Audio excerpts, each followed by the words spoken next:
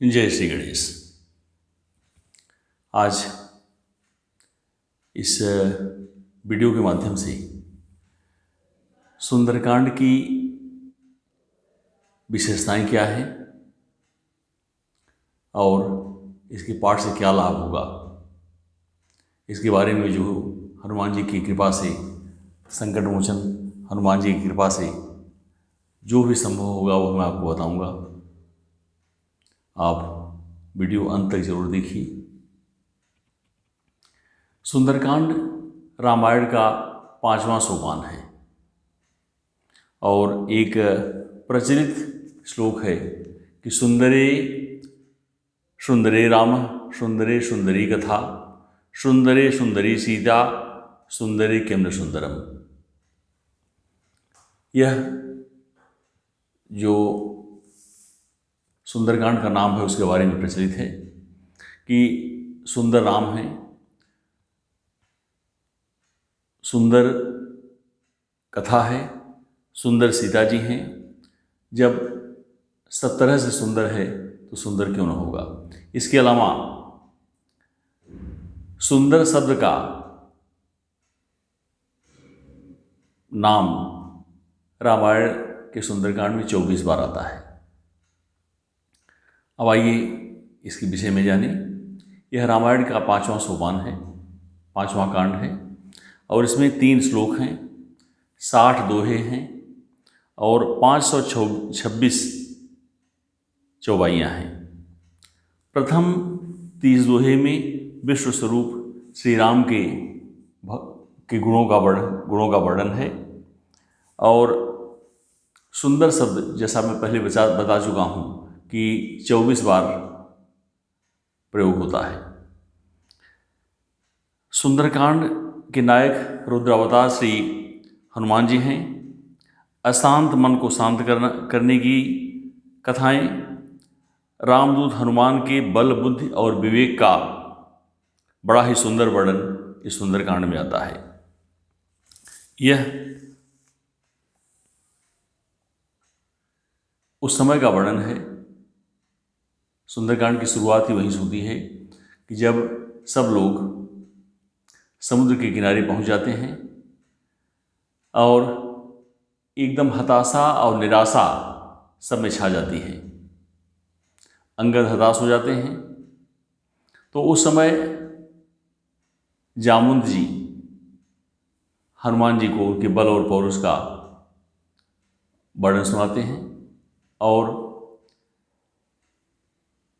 गिरिराज द्वारा बताया जाता है कि त्रिकुट पर्वत पर लंका है और अथाह सागर जिसे पार करना बड़ा दुष्कर है,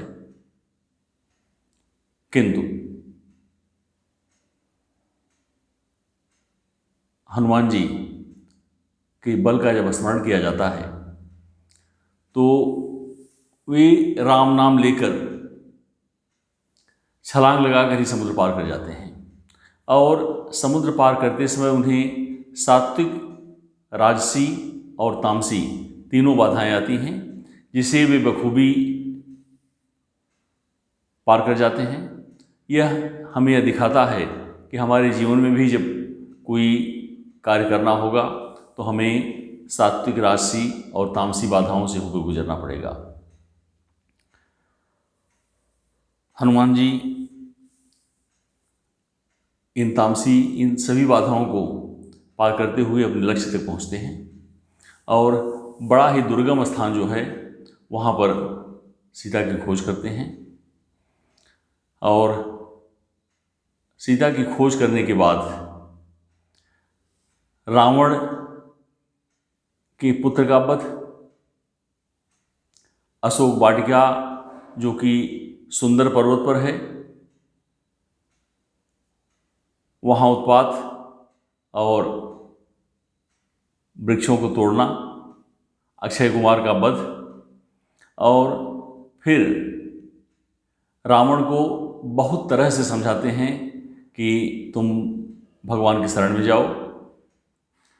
बहुत सुंदर तरीके से समझाते हैं और अंत में रावण द्वारा ही उनकी पूंछ में कपड़ा लपेटा गया, तेल लगाया गया, आग भी लगाई और पूरी लंका का दहन कर देते हैं।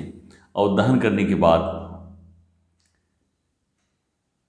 सुंदर पर्वत पर स्थित अशोक वन में जहाँ माँ जानकी रहती हैं, उनसे अष्ट सिद्धि और नवनिधि का आशीर्वाद प्राप्त करते हैं। और इन ऐसी कथाएं तो सब आप सुंदरकांड में सुने हुए हैं, किंतु सुंदरकांड क्यों करना चाहिए? ज्योतिष शास्त्र के अनुसार समस्त ग्रह पीड़ाओं को निवृत्त करने वाला सुंदरकांड है। भाई भाई में विवाद हो, मुकदमे हो, संपत्ति का विवाद हो, या हम बहुत ज़्यादा तनाव में चले गए हों, इन सब परिस्थितियों में सुंदरकांड के पाठ से बहुत बल मिलता है, आत्मबल मजबूत होता है। और पूरे सुंदरकांड में हनुमान जी के शौर्य का वर्णन है। जैसा हमने बताया कि 30 चौपाई में भगवान विष्णु स्वरूप भगवान राम का और हनुमान जी की वीरता, उनके बाहुबल का, उनके पराक्रम का वर्णन है। और इसके पाठ से हनुमान जी की प्रसन्नता मिलती है और सोचे हुए सभी कार्य हल हो जाते हैं। अब मैं आपको यह बताऊंगा कि सुंदरकांड का पाठ किस तरह से किया जाए। तो किष्किंधा कांड में बल बांधे प्रभु बाढ़ो सोतन बन न जाए, इस चौपाई से शुरू करके सुंदरकांड का पाठ किया जाता है। इस चौपाई के पूरा करने से हनुमान जी का बल जागृत हो जाता है, क्योंकि उन्हें यह पता ही नहीं रहता है कि हमारे पास कितना बल है। वह जागृत हो जाता है और फिर सुंदरकांड का पाठ किया जाता है। और दूसरा तरीका एक और बता रहा हूँ आपसे कि जब भी आप सुंदरकांड पाठ शुरू करें तो हनुमान जी की पंचोपचार पूजा करने के बाद तुलसी दल के साथ एक लड्डू, एक गुड़हल का फूल, यह उन्हें जरूर अर्पित करें। और पूरे मनोयोग से, पूरे श्रद्धा विश्वास के साथ सुंदरकांड का पाठ आप प्रारंभ करें। और पाठ पूरा होने के बाद यदि आप मंदिर में हैं तो लड्डू उन्हें अर्पित कर दें, अन्यथा गाय को खिला दें। और यह अनुष्ठान आप 40 दिन का करें। जो भी कार्य आपने सोचा होगा, निश्चित रूप से उस कार्य में आपको सफलता मिलेगी। यह तो हो गया सुंदरकांड के पाठ की विधि जो हमने स्वयं अपनाई हुई थी और हमें सफलता मिली। और आप लोगों से मैं अनुरोध करूंगा कि किसी भी परिस्थिति में, चाहे वह ग्रह पीड़ा हो या वास्तु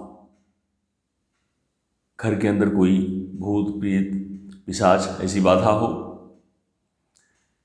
या व्यावसायिक समीकरण सही न हो, हर परिस्थितियों में सुंदरकांड के पाठ से हनुमत कृपा मिलेगी और कार्य आपका पूर्व चलने लगेगा।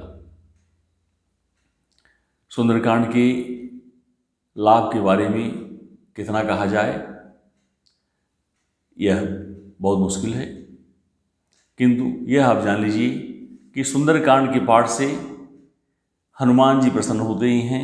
हनुमान जी के आराध्य भगवान राम भी प्रसन्न होते हैं। और माता जानकी, जिन्होंने सुंदरकांड में ही हनुमान जी को अष्ट सिद्धि और नवनिधि का आशीर्वाद दिया, वरदान दिया, वे भी प्रसन्न हो जाती हैं। और पूरे सुंदरकांड पर को आप देखेंगे तो हर एक असंभव कार्य हनुमान जी ने संभव किया है। तो उनकी आराधना से यह निश्चित मानिए कि सब कार्य जो हम सोच रहे हैं वह संभव हो जाएगा। इन्हीं बातों के साथ मैं अपनी वाणी को विराम देता हूँ और हनुमान जी को प्रसन्न करने के लिए 2 बार यह संकीर्तन जरूर करें। श्री राम जय जय राम, श्री राम जय जय राम, श्री राम जय जय राम, श्री राम जय जय राम। जय श्री राम।